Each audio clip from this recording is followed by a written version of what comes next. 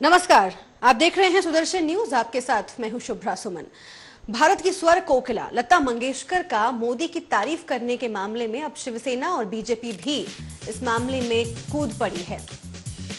शिवसेना मुंबई कांग्रेस के अध्यक्ष जनार्दन चंदोरकर ने निशाना साधा और उसके बाद ये कहा कांग्रेस की तरफ से कि लता मंगेशकर जैसे लोग, खासतौर पर निशाना लता मंगेशकर पर साधा था और कहा था कि पुरस्कार जो राजकीय सम्मान है वो वापस कर देना चाहिए। अब इसी मामले में आपको बता दें कि बीजेपी के पूर्व अध्यक्ष नितिन गडकरी का बयान आया है और नितिन गडकरी ने यह कहा है कि लता मंगेशकर का अपमान हुआ है, लता मंगेशकर का अपमान देश के अपमान जैसा है और इसीलिए प्रधानमंत्री और सोनिया गांधी पूरे देश से इस मामले पर माफी मांगे। जी हां, नितिन गडकरी ने दिया है ये बयान। बीजेपी के पूर्व अध्यक्ष, बीजेपी नेता नितिन गडकरी लता मंगेशकर के बचाव में उतरे हैं और कहा है कि जिस तरीके से लता मंगेशकर से राजकीय सम्मान वापस करने की बात कही गई, जाहिर है कि ये न सिर्फ लता मंगेशकर का अपमान है बल्कि तमाम उन लोगों का अपमान है जो इस देश का नाम रोशन कर रहे हैं। पूरे देश का अपमान है।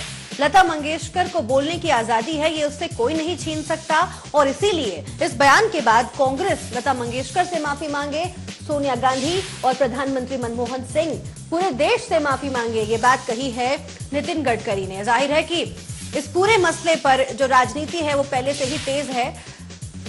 जनार्दन चंदोरकर ने निशाना साधा था और ये कहा था कि लता मंगेशकर जैसे लोग जब ऐसी बयानबाजी करते हैं, ऐसे लोगों को किसी खास पार्टी का, किसी खास शख्स का साथ देने से पहले, समर्थन करने से पहले राजकीय सम्मान लौटा देना चाहिए।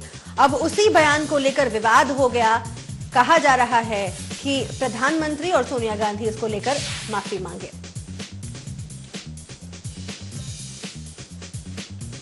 इधर शिवसेना के प्रवक्ता संजय राउत ने जनार्दन चंदोरकर को कड़ी नसीहत दी है और कहा है कि भारत रत्न उनके बाप दादाओं की जागीर नहीं है।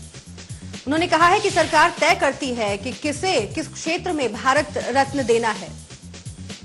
तो जाहिर है कि संजय राउत एक तरफ निशाना साध रहे हैं चंदोरकर पर और दूसरी तरफ नितिन गडकरी का यह बयान आया है और कहा गया है कि लता मंगेशकर का अपमान हुआ है।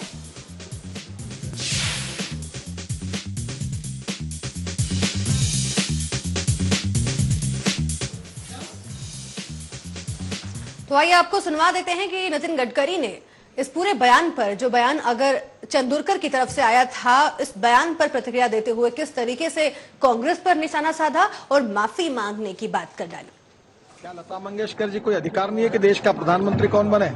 और अगर उनने कहा है तो उसके बाद में कांग्रेस पार्टी की जो प्रतिक्रिया है उससे कांग्रेस पार्टी ने देश का अपमान किया है और लता मंगेशकर जैसी विश्व की एक श्रेष्ठ कलाकार के भी अपमान किया है।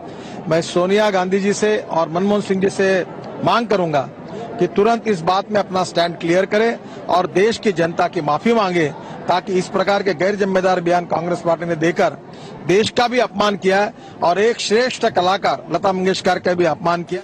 तो श्रेष्ठ कलाकार लता मंगेशकर का अपमान किया है और साथ ही पूरे देश भर का अपमान किया है, ऐसी बयानबाजी करके, ऐसी बात कह के।